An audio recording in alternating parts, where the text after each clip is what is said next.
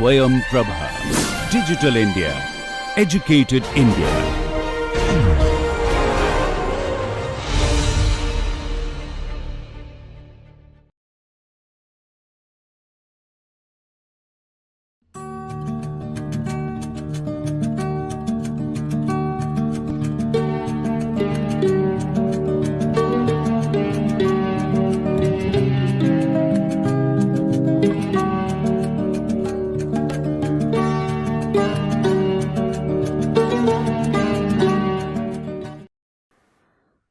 Hello, namaste, welcome back to the course on Geographic Information System.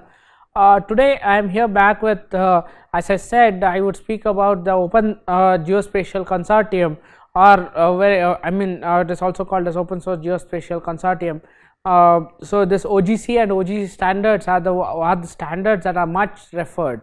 So whatever we spoke about the standardization in our previous class, OGC is one consortium which actually is responsible for developing of standardization.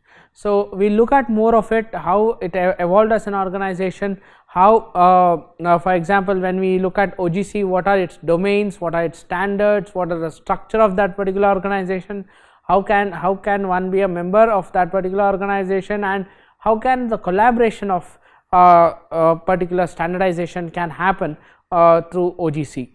So when we say Open Geospatial Consortium, it is an international voluntary consensus standard organization, as I said previously, was established in 1994.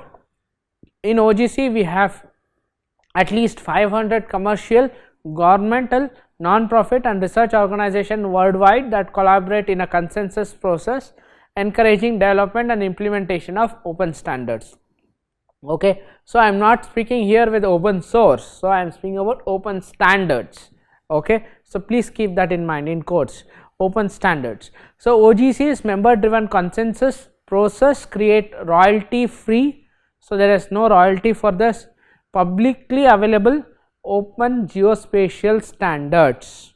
So whenever there is a new geospatial standards that is involved, it is always publicly available and are royalty free. Okay, so it is normally created by the organizations or those organizations which collaborate worldwide and encourage in development of open standards. So when you are looking at Open Geospatial Consortium, so now the main vision when we look at is, for example, let us say using location. If you have a particular location, what it says is we can connect people of that particular location, communities, maybe across communities, across locations, across technologies and decision making to create a sustainable future, which means to say that whenever you create a data, okay, I create a data, there is someone else who will create a data, maybe Mr. Chandan creates a data,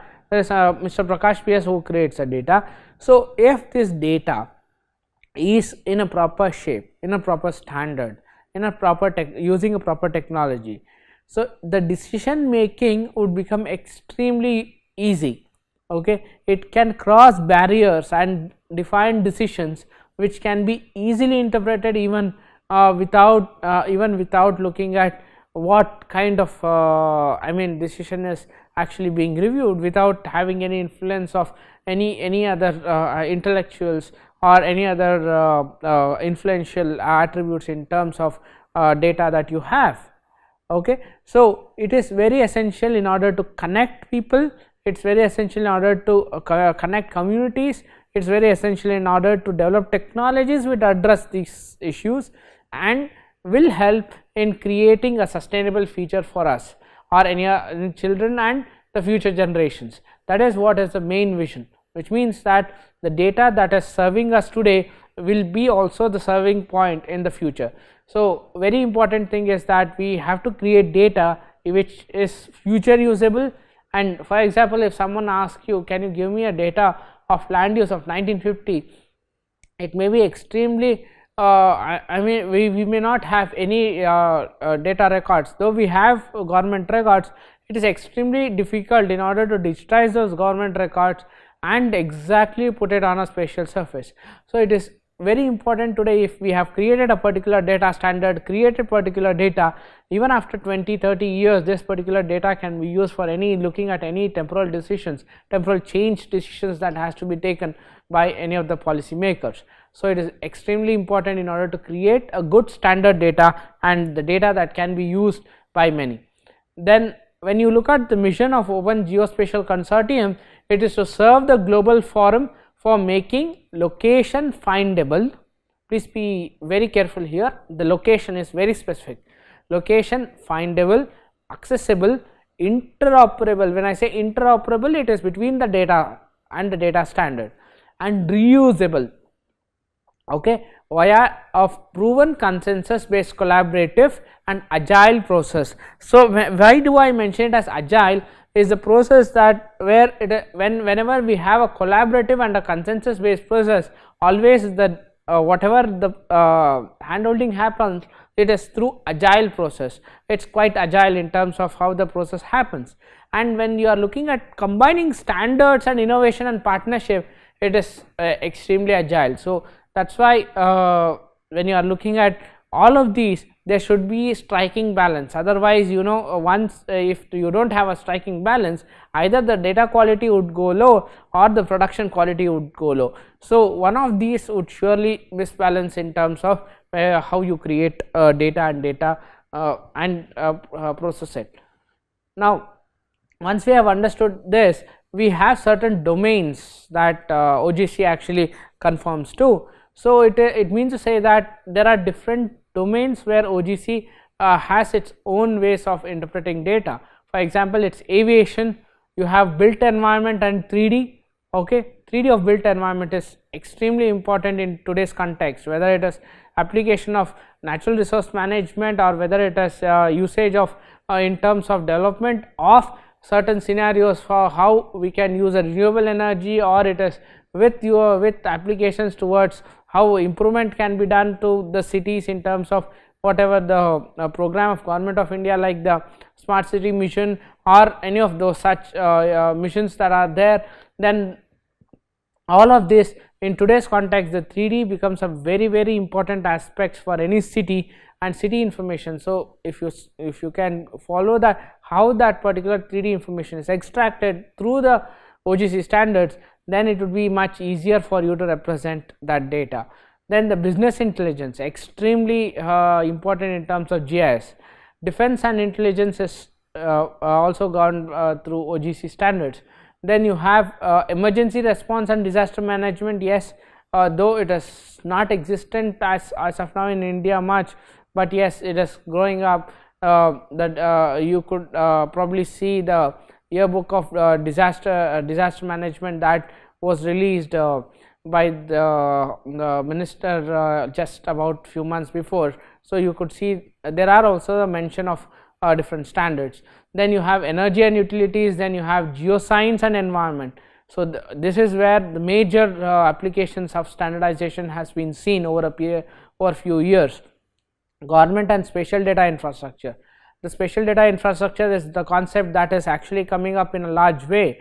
So the spatial data infra, if that has to be created, then the pool of data has to be interacting with each other. If the pool of data has to be interacting with each other, it means to say that the data has to be standardized. Data has to have its own location, has to know what it is, where it is, what kind of data is stored. Only then you will be able to make the data interactive in that entire pool and then develop the spatial data infrastructure. Then the mobile internet and location services, what kind of location services are there, what is a mobile internet service, how these services are tendered to the users also is governed by OGC. Then you have sensor webs. Universities and research are also where the data is used. The OGC also forms its own domain of how it has to be represented. Okay, so when you are looking at this, normally when you look at OGC standards, the baseline comprises at least of more than 30 standards as of today. So that includes, first one is the CSW, which is catalog service for web. This is accessing the catalog information through the web services. Then GML. Today if you look at the web based services, GML marks up a very good very important way of how the data is captured geographically. So, geography markup language, the XML format based geographic information is one of those OGC standards that are used. Then GeoXML or XML is Geospatial Extensible Access Control Markup Language. Then you have KML, very well known. Google Earth uses the KML language, that is a keyhole markup language. This basically an XML based language schema for expressing geographic annotations and visualization of existing web based 2-dimensional maps and 3-dimensional earth resources. That is exactly why it is used in Google Earth. So, observations and measurements, these are other parts of the standard baseline. Then you have OGC reference model. So, as I said, whenever you create something, you have a reference model. So, OGC also has a complete set of reference models for it to be very clearly implemented. Then we have OLS, that is Open Location Service, where which helps us in servicing the locational data for any kind of emergency responses. Then we have OGC web service context document that defines application state of an OGC integrated client, which means there is a client, it may be a browser. So, you have an OGC integrated browser, then it also should define how the application state is being mentioned. So, that is through the OGC web service. Then you have OWS, which is again OGC web service common. So, this is also very important. Now it is taking a huge step in, and more there have been implementation which are seen all across the globe. Then you have SOS, which is sensor observation service, how the sensors are are observed and how it is implemented. Then you have SPS, the sensor planning service, and the sensor ML, which is a sensor model language. So, these are few of the examples that can be stated. So, when you are looking at another thing is very important is Sensor Things API. So, this is an open and a unified framework to interconnect IoT devices, data and applications over web. So, this forms a very important aspect in today's context. Now, today whatever is happening is through API and IoT. So, if Sensor Things API is implemented, then an open and unified framework can be easily developed. Then you have two candidates, for example, simple features like SQL and the stylized later descriptors. So, these are other two formats, but Sensor Things API is actually awaiting to be standardized. So, it is yet not a standard, but it is awaiting to be standardized. If it is standardized, then it becomes a thing that can be easily implemented as a standard platform all across. Everyone can easily implement how the IoT or how the Internet of Things interact over the web with the user. So, that will be quite standardized. As of today, it is not very standardized, but yes, it is being implemented all over. Right. So, this is about the different standard, and when you look at other standards, you have SRID and identification of spatial coordinate systems. So, this SRID also came into effect very recently. So, it helps in identifying the coordinate systems, and you have WaterML, which is information model for representation of hydrological observation data. So, very specific thing. So, WCS is a web coverage service and WCPS is a web coverage processing service. This provides a raster query language for an ad hoc processing and filtering on raster coverages. So, when you are looking at certain things, so you have to look at very specific. For example, there is WFS, Wedge Feature Service. It is for retrieving and altering feature descriptions. So, for example, when you have your data represented on the web, if you put it as a web feature service, it is a feature. Okay, so you can any user can download that feature. So, it has to be standardized, certain standard way of using that feature. Also, there are certain standards written for a WFS. So, that has to be used in order to represent it as a WFS feature. So, all these are extremely important when you have to put out the standardization. Then you have WMS, which is web map service that provides map images. Then you have WMTS, which is web map tile service that provides map image tiles. You have WPS, which is web processing service, the remote processing services that are normally there. then Geospatial, which is Geographical SPARQL protocol and RDF query language, that is representation of an querying of a geospatial data for semantic webs. So that that can be used, and there is WTS, which is a web terrain survey. So all of these form different formats of standardization, okay, including the one awaiting standard. So we can have about 31 standard ways of representing the data. So when we look at data representation, this is what is the necessity of the hour. But when you are looking at, there are certain baselines and the reference model that has to be mentioned. For example, when you are developing a web service application, so you have to use an OGC standards, so that you understand the relationship between the OGC standards and how you actually publish the data. If you do not understand the standardization and the data representation publishing, so you will not be able to represent a web service in a more flexible way, okay. So this is through application of web services environment. So the thing is that we have publish, find and bind. Publish is resource providers advise their resources, so then you find, that is then end users and their application can discover resources, and bind, you bind the end users and their application that can access and exercise resources and runtime. So that is how the OGC baseline and the OGC reference model is actually built. So when we look at this, this gives this is from live.osgeo.org, which actually gives you the entire scheme of how actually this particular thing, the whatever I spoke about in the previous slide, happens. For example, you have the data that is actually created, okay. We first create a data catalog, and you create a style catalog and a service catalog. Then you have a client who will be looking at how you represent that particular data on the web service, okay. So this is then represented through the encoding service. Both of these are represented through an encoding service. But before that, when you start it, you will have to look at first is the data services, which is either WCS, WFS or WCS, SOS. So whatever kind of data service that is necessary. Once you have understood the data service, you have to see whether you are looking at data services, portrayal services or the processing services. If you are looking at processing services, then you have to look at WPS. If you are looking at portrayal services, then you will look at WMS. So first select one of these services. Then once you have selected the services, your data should have a catalog.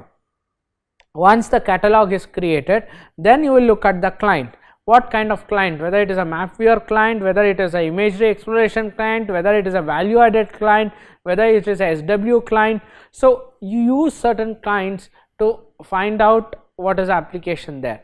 Then you bind this application through certain encoding, okay. So that encoding is, it may be a GML, it may be service metadata, filtering encoding or a web map content. So using this, you will create the entire data service for that or create an OGC IP interface for any of the web client that to be delivered, okay. Just an example for that. And when we look at the organization standards, normally OGC has standards program, that is technical committee and the planning committee work in a formal consensus process to arrive at a approval OGC standards. So they have consensus for different subcommittees, only then they will be able to look at approved OGC standards. Then they have innovation program, a global innovation hands-on prototyping and testing program that is basically designed to accelerate interface development and validation and bring interoperability. So interoperability, wherever you go, interoperability you cannot miss. So interoperability is very important in terms of whenever you create a GIS data. So that is very important when you are looking at the market. And then learn about different initiatives. So that is where the innovation programs comes. Then you have compliance program. So OGC compliance program provides the resource, the procedure, the policy that will help in improving software implementation compliance with OGC standards. Then you have community and outreach program. The OGC and its members offer resources to help technology developers and users take advantage of OGC's open standards. So that is also extremely important and is actually gaining ground very late. Then as far as membership, OGC is an open membership organization, so you can anyone can have membership. The OGC offers a range of membership options for whether it is industry, whether it is government, whether it is academic, whether it is research, and not to profit organization interested in supporting the consortium's global mission, which is to develop data specifically in the standard format and the format that is easily transferable. So the membership is available, and this has various ways of looking at it. If it is an industry membership, it has various things to add to it. If it's academic membership, then the way of the outlook is very different. When it is a research membership, then the outlook is quite different. So depending on what kind of membership, the outlook actually changes, and the way it is actually characterized is also very different. So this is about membership. Then you have collaborations. OGC has very close relations with ISO TC 211, which is Geographic Information or Geomatics. Then volumes from ISO 19100. So international standardization of organization. So if you see the 19100 series is completely devoted to OGC standards. So this is actually under development, but I would say it has over years has developed in fact developed a lot in terms of how the standardization has to be done. So normally this OGC committee meets very often, and they replace the OGC abstract specification whenever the new specification has to be entered. Then you have further the OGC standards, web mapping service, GML, web feature service, observation and measurements, and simple feature access. These have become ISO standards. If you just look at all of these, they have specific ISO codes. So these are different. ISO is International Standard of Organization, is not an organization which actually awards you a certificate, but it is a voluntary service. Okay, so ISO, if I say it's ISO 19100 certified, it means to say that certification is actually provided by a third party who actually looks at the organizational structure, who looks at your data, who looks at how it is represented. All of this, once it is verified, then the certificate is provided. So if someone says it is ISO certified, it means that it is certified by a third party and not by the ISO. ISO only provides standards. It mentions what are the different ways that it has to be looked at to get this standardization. Otherwise, ISO has no role in providing certifications. Okay, so that's about collaborations. So when we looked at the open geospatial consortium, OGC. So we looked at how OGC works, what are the different domains in it. We looked at 30 different domains, how it works, what are the different ways that you have to look at. Then we looked at OGC standards, which is extremely important in terms of representing the data. Then organizational structure or the membership and collaboration. So this is how an organization actually is maintained. So this is all about OGC. In my next class, I'll also speak about the NSDI. So it is an Indian government initiative to bring standardization in the data that is developed by the Indian researchers, Indian organization, the government, the academia, etc. So we'll look at that part in my next lecture. Until then, have a nice time. Thank you very much.